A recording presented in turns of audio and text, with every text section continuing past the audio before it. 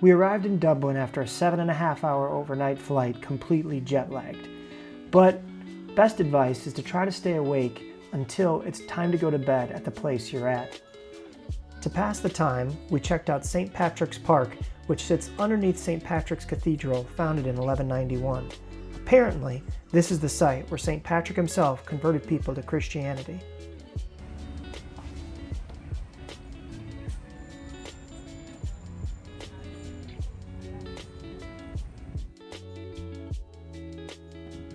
That night for dinner, we stopped at a local pub near a hotel called Arthur's. We had no way of knowing it at the time, but it ended up being our favorite meal in all of Dublin. I highly recommend the fish and chips as well as the bangers and mash. I also had an opportunity to have my first pint of Guinness, which tastes completely different than it does in the United States. In fact, it was so different I had to ask the waiter why. Apparently, the beer that we get in America comes from a plant in Nigeria. Didn't know that. The next morning, we stopped at Phoenix Park, one of the largest enclosed parks in all of Europe. There's a large flower garden in the front, which is really beautiful.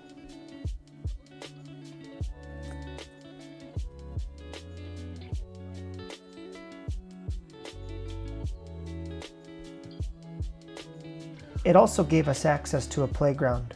Whenever we travel, we try not to do more than 2 big activities in a day, and we always break it up with playground time for kids to just be themselves for a bit.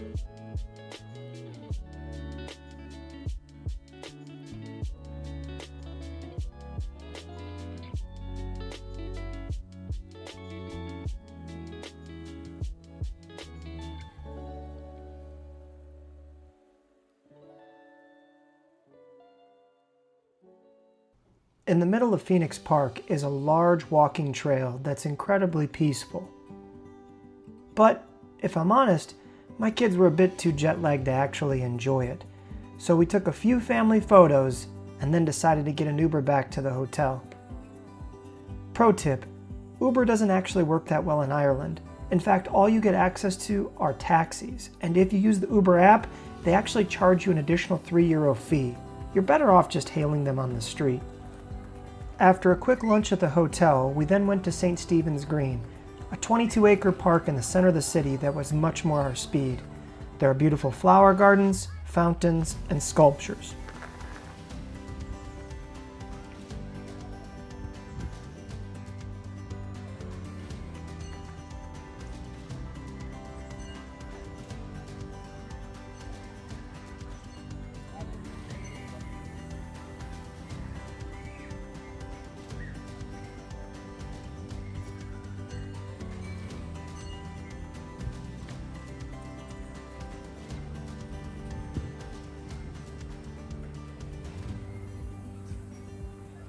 Most importantly though, there's a large playground in the center of the park.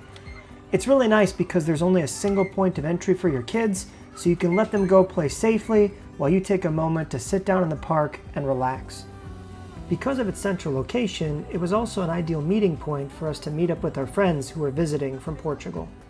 From the park, we walked along a number of shops and restaurants that are alongside Trinity College in the center of Dublin.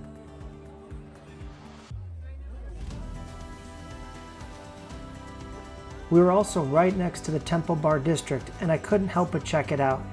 We quickly realized, though, that this place was just overcrowded and overpriced. So we got a group photo and moved to a different restaurant closer to home, where we could share a pint of Guinness. The next morning, we checked out the Guinness storehouse, and it was probably our favorite activity that we did during our time in Dublin. Right away in the entrance, you can see the lease signed by Sir Arthur Guinness for 9,000 years. He was that confident that Guinness was going to work out. The brewery itself is multiple levels in the shape of a pint glass. Apparently, you could fit 14 million pints of Guinness within this area.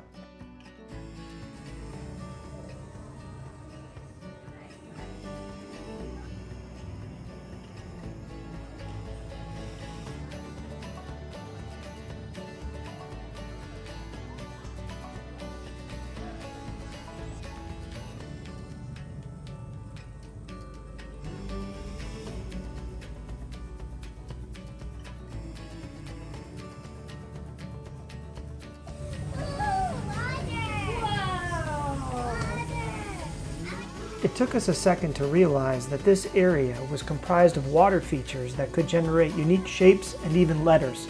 Our kids got a real kick out of this place.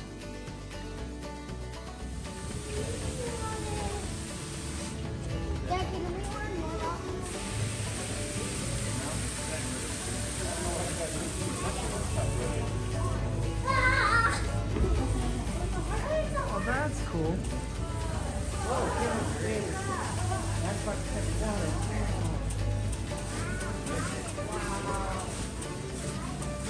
That is cool.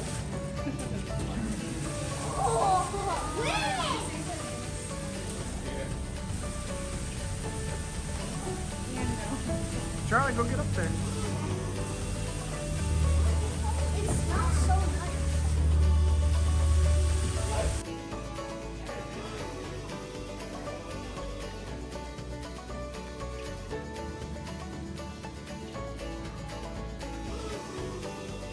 At multiple points on the tour, they stress that Guinness is roasted to a very unique temperature.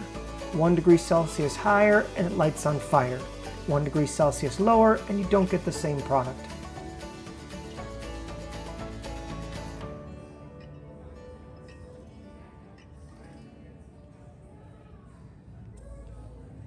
Nearly all of the exhibits at the Guinness Brewery were very kid-friendly, but little did they know they were about to start perhaps their favorite activity of all, getting a lesson on how to play the Irish frame drum.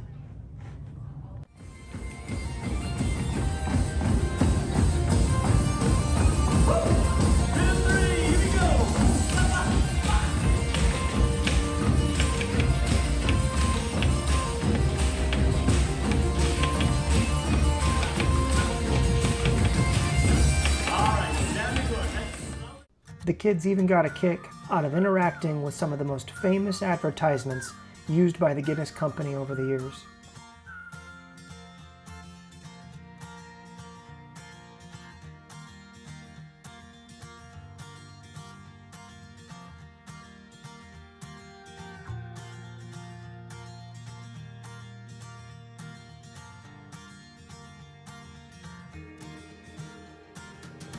Our final interactive exhibit was learning how they actually built the barrels to store the Guinness.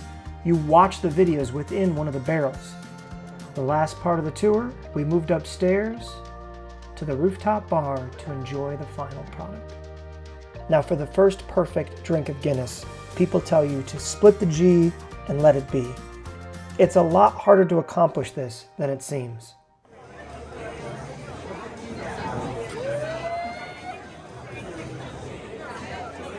Nope, not even close, Oh, Brandon. keep Not going, even go, close. go. You're right. See the juicer.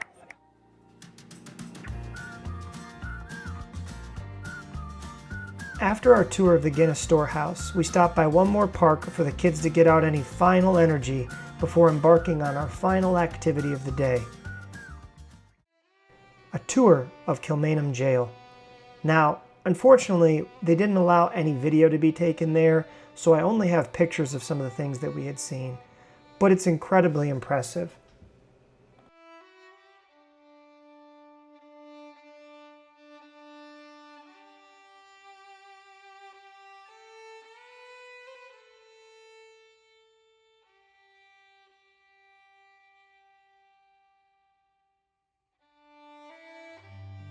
Even though it's a really heavy subject to deal with, our kids still found a way to have a good time and learn something. One of the most impressive stories they told on the tour was of this woman, who was put in jail for the crime of trying to vote. However, she got the last laugh because she actually ran for office while in jail and won. It was a really sobering moment to see the courtyards where a number of the young Irish Catholic revolutionaries met their final end, where they were executed by firing squad. There's actually a plaque in the courtyard dedicated to the men that were shot. Another heart-wrenching part of the tour is you can actually read the letters that these young men wrote to their families the night before they were sentenced to die.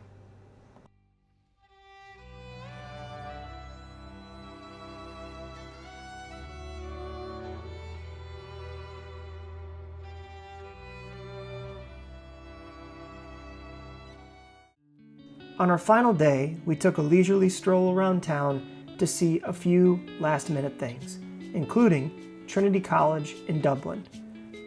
If seeing the Book of Kells and the Old Library are important to you, make sure to get your ticket well in advance because you won't be able to get them the same day of your visit. Since we had young kids, we didn't think it'd be a great activity for them to make it through. A next quick stop was at Dublin Castle, which we wanted to make sure we had seen before we left, but to be honest, there wasn't much to do there aside from taking a family photo and moving on to the next activity.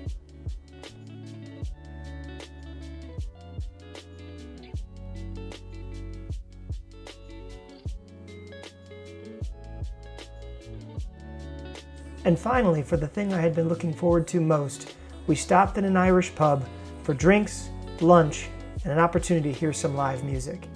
But not before I could try my second attempt at splitting the G. Do it now. Go, you're not done. You're not done. You're not done. Go. Didn't get it. Didn't get it. You'll have to keep practicing.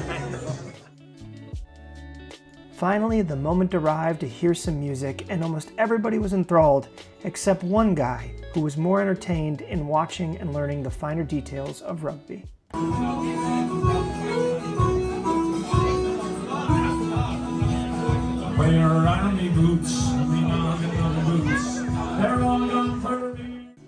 Thanks for taking the time to watch this video.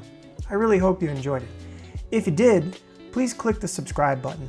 Anytime we post new videos, which we plan to do a lot of, you're going to get access to what we post right away. Thank you again for watching.